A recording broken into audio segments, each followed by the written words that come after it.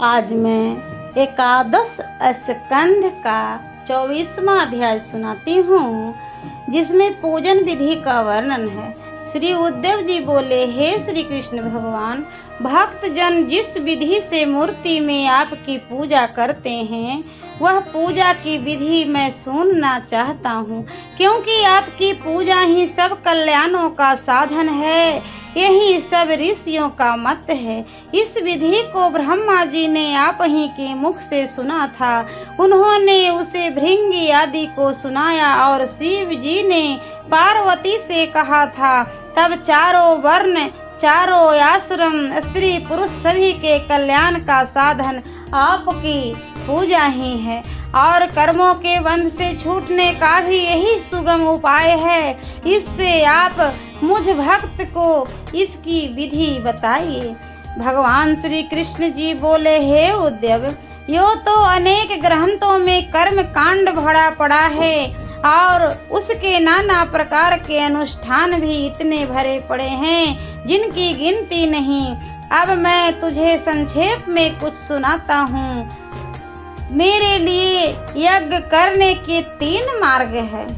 पहला वैदिक यानी वेदों में कहा हुआ, दूसरा तांत्रिक यानी शास्त्रों में कहा हुआ, तीसरा मिश्र जो दोनों प्रकार के मंत्रों से किया जाता है। इन तीनों विधियों में जो विधि रुचे उसी विधि से पूजन करे। पूजक पुरुष मुझ पूज्य में उत्तम भक्ति और ईश्वर ही मेरे गुरु हैं,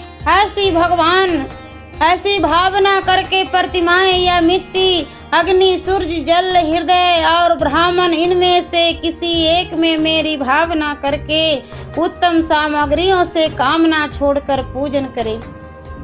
पहले दातुवन आदि करके शरीर शुद्धि के लिए वेद और शास्त्र में कहे मंत्रों से भस्म, गोबर, मिट्टी आदि से अथवा जल से स्नान करे।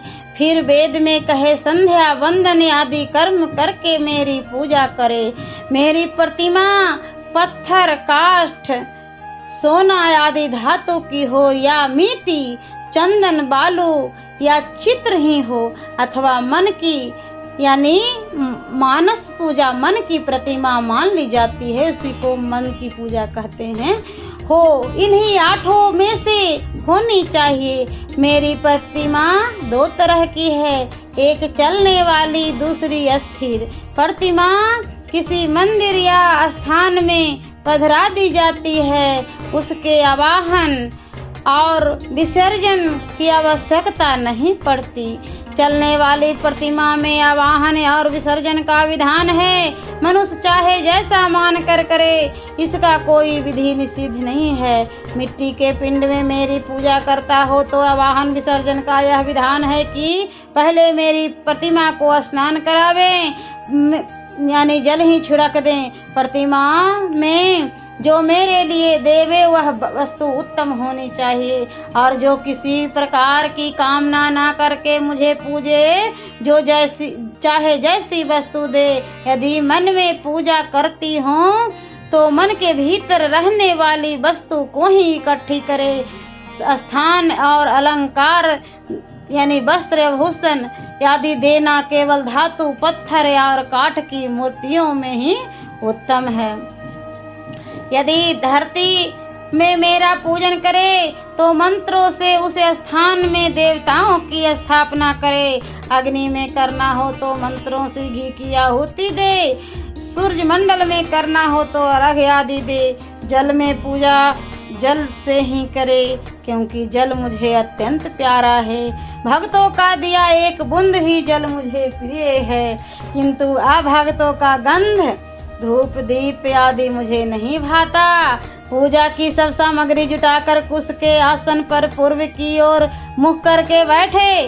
फिर जल से अपने अंगों की शुद्धि करके जल छिड़के। मूर्ति को पोंछकर साफ करे। कलश और प्रोछन का पात्र, इनका गंध, फूल आदि से पूजा करे। फिर जल से पूजा के स्थानों, सामग्री और अपना शरीर मार्जन करके शुद्ध करे। पाद्य, अर्घ्य और आचमन के लिए 3 पात्रों में वही जल भर दे और उसमें शास्त्र में कही हुई सामग्रियों को छोड़े। गायत्री मंत्र से उसे हृदय मस्तक और शिखा में लगावे, फिर मेरा ध्यान हृदय कमल में करे और वही मानसिक पूजा और ज्योति का आवाहन करके प्रतिमा में स्थापना करे। फिर प्रतिमा में पूजा आरंभ करे। आद्य पाद्य आचमन आदि सामग्रियों की कल्पना करके गुण और शक्तियों से आसन की कल्पना करें।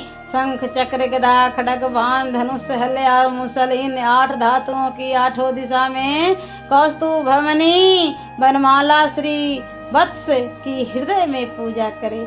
मेरे नंद सुनंद आदि 8 पार्षदों की 8 दिशाओं में और गरुड़ की आगे स्थापना करके पूजा करे। चारों कोनों में दुर्गा गणेश व्यास विश्वक्सेन दाहिनी और गुरु और 8 दिशाओं में इंद्र आदि लोकपालों की कल्पना करके मानो ये सब ईश्वर की ओर मुख करके बैठे हैं, ऐसे करके पूजा करे। शक्ति अनुसार चंदन खस कपूर केसर अगर आदि सुगंधित वस्तुओं से सुवासित किए जल से मुझे स्नान करावे। स्नान कराते समय मंत्र और स्तोत्र का पाठ करे। वेद का पुरुष सूक्त उच्चारण करे और साम वेद के मंत्रों का गान भी करे। वस्त्र उपवस्त्र गहने पत्र माला गंध लेपन आदि से मुझे भूषित करे और श्रद्धा भक्ति से माला पादे अचपन गंध फूल अक्षत धूप दीप व्यंजन मिठाई हलवा दही चटनी आदि का नैवेद्य चढ़ावे। अंगों में सुगंधित पदार्थों का लेपन लगाकर आनंद पूर्वक पंचामृत का स्नान करावे। नाना प्रकार के फल और मिठाइयाँ देकर गाना नाचना आदि एकादशी के दिन या प्रतिदिन करे। वेदों में कही हुई विधि से कुंड में अग्नि की स्थापना करे और उसमें समिधा की आहुति दे। फिर मेरा उस अग्नि में ध्यान करे। मेरे स्वरूप का ध्यान करता हुआ पूजा सामग्रियों में चढ़ाकर घी अग्नि में घी से भींगी समिधा मतलब लकड़ी मंत्रों को पढ़ता हुआ छोड़े। अग्नि में स्थित अंतर्यामी भगवान की पूजा करके उनको नमस्कार करे और 8 पार्षदों को बलि समर्पण करे। फिर मूर्ति के सम्मुख बैठकर परमात्मा का ध्यान करता हुआ 8 अक्षरों के मूल मंत्र यानी गायत्री मंत्र का जप करे। जप कर चुकने पर आचमन देकर प्रतिमा और अग्नि में परमात्मा का भोजन हो चुका ऐसा ध्यान करे। आसन देकर जूठन भाग विश्व केश को चढ़ावे और उनकी आज्ञा से मैं पाता हूँ ऐसा भावना करके आप भोजन करें। इसके बाद सुगंधित फूल की अंजलि देकर मेरी लीला का गान करें और नाचता हुआ मेरी लीला का नकल करें। मेरी कथा लोगों को सुनावे और आप भी सुने। फिर पुराणों का स्तोत्र और वेदों की स्तुति का पाठ करे और हे परमात्मन प्रसन्न हो ऐसा कहकर दंडवत करे। चरण पर माथ रखकर रक्षा करो ऐसा कहें और दाहिने हाथ से दाहिना पांव बाएं हाथ से बायां पांव पकड़कर कहे हे ईश्वर मैं महाभयंकर पिशाच रूप मौत से डरकर मैं शरण में आया हूँ। मेरी ऊपर चढ़ाई हुई माला को ग्रहण कर शीश पर चढ़ावे और विसर्जन करना हो तो जो ज्योति हृदय में प्रतिमा में आई थी वह हृदय में चली गई ऐसा ध्यान करे। हे उद्धव जी जिसकी जिस प्रतिमा में पूजन करने की इच्छा हो वह अपनी रुचि की प्रतिमा में पूजा करे क्योंकि मैं सर्वव्यापक और सर्वात्मा हूँ और सभी स्थूल सूक्ष्म पदार्थ में रहता हूँ। इस विधि से जो वेद में या शास्त्र में कही हुई पूजा करता है वह मुझसे दोनों लोकों में उत्तम फल पाता है। मेरी मूर्ति की स्थापना के लिए मंदिर बनवाना रंगना फुलवाड़ी आदि लगवाना नित्य मेरी पूजा करना पर्व पर महायात्रा करना बसंत आदि त्योहारों पर उत्सव और इनके चलाने के लिए खेत बाजार देश नगर और गांव का दान देना आदि मेरी प्राप्ति के मुख्य साधन है और इनसे दाता को ऐश्वर्य मिलता है। मूर्ति की स्थापना करने वाला चक्रवर्ती पद को पाता है। पूजा करने वाला ब्रह्मलोक को पाता है। और जो तीनों लोक का करने वाला है उसे मैं मिल जाता हूँ। फल की इच्छा न रखकर जो मेरी पूजा करते हैं वे मुझे ही पाते हैं। उनकी आराधना पर मैं अखंड भक्ति देता हूँ।